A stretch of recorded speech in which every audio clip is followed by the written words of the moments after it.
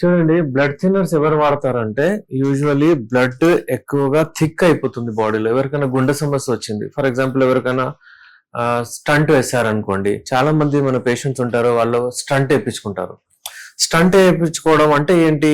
Usually గుండెలో అవి coronary arteries ఏవైతే ఉన్నాయో, చూడండి సింపుల్ ఒక విషయం చెప్తాను నేను. మన బాడీకి ఒక్కొక్క పార్ట్ కి హార్ట్ పంప్ చేసి న్యూట్రిషియస్ బ్లడ్ తీసుకెళ్తుంది, మంచి బ్లడ్ తీసుకెళ్తుంది, ఆక్సిజనేటెడ్ బ్లడ్ తీసుకెళ్తుంది. ఆక్సిజన్ చాలా ఇంపార్టెంట్. ఒక్కొక్క cell, group of cells, tissues మళ్ళీ ఆర్గన్ లో కన్వర్ట్ అవుతాయి. ఇవి వీటికి ఎప్పుడైతే నరిష్మెంట్ కావాలో ఎవరు తీసుకెళ్తారు? అది హార్ట్ పంప్ చేసి ఆర్టరీస్ ద్వారా పంపిస్తుంది. ఆ రక్తనాళాల్లో ఒక రకం ఆర్టరీస్ తీసుకెళ్లిన తర్వాత ఏం చేస్తాయంటే, అవి యూజ్ చేసిన తర్వాత అంతా అక్కడ డీఆక్సిజనేటెడ్ మంచి బ్లడ్ లేకపోతే ఆ చెడు బ్లడ్ ఏదైతే ఉంటుందో మళ్ళీ వెయిన్స్ ద్వారా రిటర్న్ హార్ట్ కి వస్తుంది. ఇప్పుడు ఇక్కడ ఏంటంటే, మరి హార్ట్ కూడా ఒక ఆర్గనే కదా. హార్ట్ కి ఎక్కడి నుంచి బ్లడ్ వస్తుంది? హార్ట్ కి కూడా కొరోనరీ ఆర్టరీస్ ద్వారా బ్లడ్ వస్తుంది. హార్ట్ కి కూడా నరిష్మెంట్ కావాలి, హార్ట్ కి కూడా పంప్ చేయడానికి అంటే ఒక రకమైన ఎనర్జీ కావాలి, హార్ట్ కి కూడా ఆక్సిజన్ కావాలి. అది అక్కడ నుంచి హార్ట్ టిష్యూస్ కు, హార్ట్ మజిల్స్ కు అక్కడ నుంచి దొరుకుతుంది. ఇప్పుడు ఈ కొరోనరీ ఆర్టరీ ఎంత చిన్నగా, ఎంత అంటే ఒక రకమైన చాలా నేరో ఉంటాయి, చాలా సన్నగా ఉంటాయి, చాలా చిన్నగా ఉంటాయి అన్నమాట. బ్లడ్ అందులో నుంచి వెళ్తుంది. ఒకవేళ ఇన్యాక్టివిటీ వలన అది ఇది చూస్తే కొలెస్ట్రాల్ అంతా బాడీలో ఆర్టరీస్ లో అక్యుములేట్ అయిపోతుంది. అలా అక్యుములేట్ అయిపోయి ఏమవుతుంది, ఆ కొరోనరీ ఆర్టరీస్ ఏవైతే ఉంటాయో చిన్నవి, అక్కడ కూడా అవి క్లాట్ అవుతాయి. అక్కడక్కడ క్లాట్ అవ్వగానే బ్లడ్ ఏమవుతుందంటే అక్కడ హార్ట్ కు వెళ్ళకపోతే హార్ట్ యాక్టివిటీ తక్కువ అవుతుంది. హార్ట్ పంప్ చేయడం అంటే అవన్నీ ఇనిషియల్ స్టేజ్ లో కొంచెం ఇబ్బంది అవుతుంది. కొంచెం యాంజినా, నొప్పి రావడం, అది రావడం, ఇదైతే అలా అవుతుంది. అలా ఏంటంటే యూజువల్లీ యాంజియోగ్రామ్ అది ఇది చేసిన తర్వాత తెలుస్తుంది అనమాట, అక్కడ క్లాట్ ఏదో ఉంది అక్కడ. ఇప్పుడు ఫర్ ఎగ్జాంపుల్ ఇంత ప్యాసేజ్ ఉంది అనుకోండి, ఇది తక్కువ అయిపోతుంది. ఏదో ఒకటి ప్లేగ్ వచ్చినట్టు అక్కడ వచ్చి ఆగిపోతుంది అనమాట, రక్తం గడ్డ అలా చెప్పొచ్చు మనం. అయితే అక్కడ ఏం చేస్తారంటే వీళ్ళు అక్కడ స్టంట్ వేస్తారు, అక్కడ పంపించి అది తీసేస్తారు. దాని తర్వాత బ్లడ్ థిన్నర్స్ మీద పెట్టేస్తారు. ఎందుకు అంటే బ్లడ్ క్లాట్ అవ్వకుండా. మళ్ళీ బ్లడ్ క్లాట్ అవుతే ఆ స్టంట్ కూడా ఫినిష్ అయిపోతుంది, ఆ స్టంట్ కూడా పని రాకున్నట్టు అయిపోతుంది. అలాగే వేరే వివిధ రకాల బాడీలో అక్కడ ఎంత వచ్చిందంటే వేరేగా కూడా ఉంటుందని వాళ్ళు ఏం చేస్తారంటే అన్ని దగ్గర అంటే ఎక్కడ కూడా అది రాకూడదు, క్లాట్ మళ్ళీ రాకూడదు, మళ్ళీ ఆ ప్యాసేజ్ ఏదైతే ఉంటుందో అది ఇంకా నేరో అవ్వకూడదు, అన్ని బాడీ పార్ట్స్ హెల్దీ ఉండాలి, స్పెషల్లీ హార్ట్ అని స్టంట్ వేసేస్తారు. ఇంకా బ్లడ్ థిన్నర్స్ మీద పెట్టేస్తారు. కానీ డైరెక్ట్లీ బ్లడ్ థిన్నర్స్ వాడితే ఇట్లా ఈడీ సమస్య, అంగస్తమన సమస్య వస్తున్నట్టు లేదు.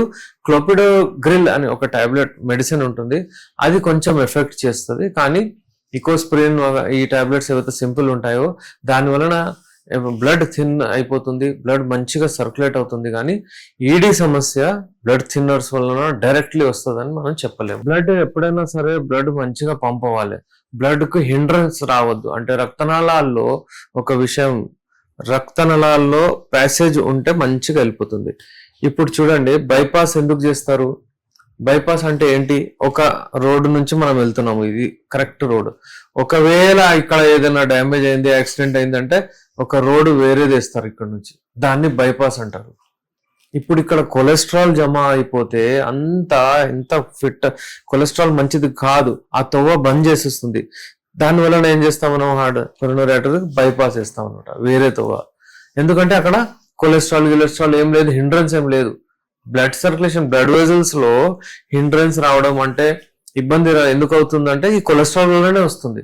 కొలెస్ట్రాల్ ఎక్కువ అవడం వలన ఆ తొవ్వ తక్కువ అయిపోతుంది, నేరో అయిపోతుంది, దానివల్ల బ్లడ్ పోదు. అందుకే వేరే రోడ్ వేయాల్సి వస్తుంది. అంత అంటే ఇంపాక్ట్ ఉంటుంది ఈ కొలెస్ట్రాల్. ఎప్పుడైనా సరే కొలెస్ట్రాల్ ని ఎక్కువ అవ్వనివ్వకూడదు. కొలెస్ట్రాల్ ఎందుకు ఎక్కువ అవుతుంది? ఇన్యాక్టివిటీ వలన, ఒకటే కూర్చోవడం వలన, డయాబెటీస్, షుగర్ వాళ్లకు, ఒకవేళ ఎవరికైనా ఈ ఎఫినిటీ ఎక్కువ ఉంటుంది, కొలెస్ట్రాల్ అక్యుములేట్ అయ్యేది. చాలా మంది రెడ్ మీట్ ఎక్కువ వాడతారు, దాన్ని బట్టి అంత యాక్టివిటీ చేయరు. అలాంటివి ఈ సమస్యలు చాలా మందికి ఉంటాయి. ఆ కొలెస్ట్రాల్ లెవెల్స్ ఒకవేళ ఎవరికైనా ఎక్కువగా ఉంటే వాళ్లకు హార్ట్ దగ్గర ఎట్లయినా బ్లడ్ వెళ్ళట్లేదు. అలాగే అంగం దగ్గర కూడా బ్లడ్ వెళ్ళదు, ఎందుకంటే అక్కడ కూడా కొలెస్ట్రాల్ ఉంటుంది. బ్లడ్ ప్రతి ఒక్క బ్లడ్ వెజల్స్ లో ఉంటుంది, అక్కడే అని కాదు. అయితే డెఫినెట్లీ కొలెస్ట్రాల్ ఎక్కువగా ఉంటే అంగస్తంభన ప్రాబ్లమ్స్ రావచ్చు. డైరెక్ట్లీ మనం చెప్పలేము, డిక్లేర్ చేయలేము, కానీ డెఫినెట్లీ మన కామన్ సెన్స్ తో మనం ఆలోచిస్తే ఇలా అవుతుంది. అయితే మెడికల్లీ రీసెర్చ్ చేసి కూడా ఏం చెప్పారంటే కొలెస్ట్రాల్ ఎప్పుడైనా బాడీలో ఎక్కువగా ఉంటే మీకు గుండె సమస్యలు రావచ్చు, గుండె మంచిగా కొట్టుకోకపోతే, పంప్ చేయకపోతే అంగస్తంభన ప్రాబ్లం కూడా రావచ్చు. ఇలా మీరు కోరిలేట్ చేయొచ్చు. సో ఇప్పుడు మీరు ఇచ్చే యునాని మెడిసిన్స్, సో ఇప్పుడు ఈ ప్రాబ్లం ఉంది కదా గుండె సమస్యలు ఉన్న వాళ్ళకి, ఎరిక్షన్ ప్రాబ్లం తగ్గి ఎరిక్షన్ బాగా అవ్వడానికి, సో మీ దగ్గర ఎలాంటి మెడిసిన్స్ ఉన్నాయి? సో అవి ఎరిక్షన్ ప్రాబ్లం తగ్గిస్తాయా? నేను ఎప్పుడైనా అదే చెప్తుంటాను, మన దగ్గర యునానీలో బెస్ట్ మెడిసిన్స్ ఉన్నాయి. ఫస్ట్ కొలెస్ట్రాల్ ని కరిగిచ్చేస్తాం, కొలెస్ట్రాల్ ని మనం తగ్గించేస్తాము. దాని వలన డెఫినెట్లీ బ్లడ్ సర్క్యులేషన్ అదే స్టార్ట్ అవుతుంది, బ్లడ్ మంచిగా పంప్ అవుతుంది, బ్లడ్ మంచిగా సప్లై అవుతుంది బాడీ పార్ట్స్ కి. అంతేగాని మనము కొలెస్ట్రాల్ అలాగే పెట్టి ఉట్టి ఎరెక్షన్ కి ఇస్తూ ఉంటే ఇక అది ఉండి ఉండి ఆ జబ్బు అట్లనే పెరుగుతూనే ఉంటుంది. దాని వలన వాళ్ళకు నేచురల్ వేలో ఎరెక్షన్ అటైన్ అయ్యే ఛాన్సెస్ చాలా తక్కువ అయిపోతాయి. ఇంగ్లీష్ మెడిసిన్స్ లో అదే అవుతుంది, కొలెస్ట్రాల్ వలన ఎరెక్షన్ రావట్లేదు ఫర్ ఎగ్జాంపుల్ ఎక్కువ. ఓకే, ఇక్కడ నుంచి వాళ్ళు ఏం చేస్తారు, అదే స్వాగర అదే టెడలాఫిల్ అవే ఇస్తారు. అవేం చేస్తాయి, పంప్ చేస్తాయి, అంతే. పంపింగ్ అవి తీయదు, ఏం ప్రాబ్లం ఉందో మీకు అది తీయదు. మీ ప్రాబ్లం రూట్ కాజ్ ఏదంతో దాన్ని దూరం చేయదు, కానీ మీకు ఎరెక్షన్ వచ్చేటట్టు చేస్తుంది. ఇక ఆ రూట్ కాజ్ ఉండి ఉండి అది పెద్దగా అయితే దాని తర్వాత అది కూడా పనిచేయదు. డయాబెటీస్ ఎవరికైతే ఉంటుందో షుగర్ వాళ్ళకు డెఫినెట్లీ కొలెస్ట్రాల్ లెవెల్స్ ఎక్కువ అవుతాయి, ఎప్పుడైనా ఇప్పుడు డెఫినెట్లీ వస్తాయి.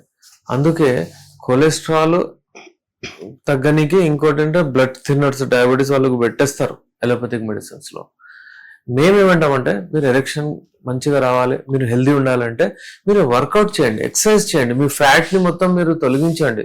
మీరు ఇన్యాక్టివిటీ ఎక్కువ పెంచుకుంటే చాలా ప్రాబ్లం అవుతుంది. మన దగ్గర షుగర్ ఫ్రీ మెడిసిన్స్ ఉంటాయి వాళ్ళకు, ఆ షుగర్ ఫ్రీ మెడిసిన్స్ తో మీకు అంగము అంటే మంచిగా గట్టిగా అవుతుంది. మేము ఏ మెడిసిన్స్ ఇచ్చినా, ఒక హల్వా ఉంటుంది షుగర్ ఫ్రీ ఉంటుంది, మీ షుగర్ లెవెల్ 1% కూడా పెరగదు. అలాంటిది బ్లడ్ సర్క్యులేషన్ మంచిగా అయ్యి మీ హార్ట్ లో ఏవైతే కొలెస్ట్రాల్స్ అవి ఇవి ఏవైతే జమ అవుతున్నాయి మీ రక్తనాళాల్లో అవన్నీ మీరు తీసి మీ వాస్కులర్ హెల్త్ ని హెల్తీ చేస్తాం మేము. అయితే షుగర్ ఉన్న వాళ్ళు కూడా టెన్షన్ తీసుకొని అవసరం లేదు. కొలెస్ట్రాల్ ఇంకా ఈ blood thinners, anti cholesterol drugs ఏవైతే వాడుతున్నారో వాళ్ళకు నేను చెప్పేది ఒకటే, మీరు మీ యాక్టివిటీ పెంచండి, మీరు వాకింగ్ అది ఇది పెంచండి, రెడ్ మీట్ అదంతా తగ్గించండి. ఒకవేళ అంగస్తంభన ప్రాబ్లం వస్తే వెజిటబుల్స్ మంచిగా వాడి, ఫ్రెష్ ఫ్రూట్స్ మంచిగా వాడి, మా దగ్గర నుంచి యునాని మెడిసిన్స్ తీసుకొని నేచురల్ వేలో మీ ఎనర్జీని మళ్ళీ మీరు గెయిన్ చేసుకోండి.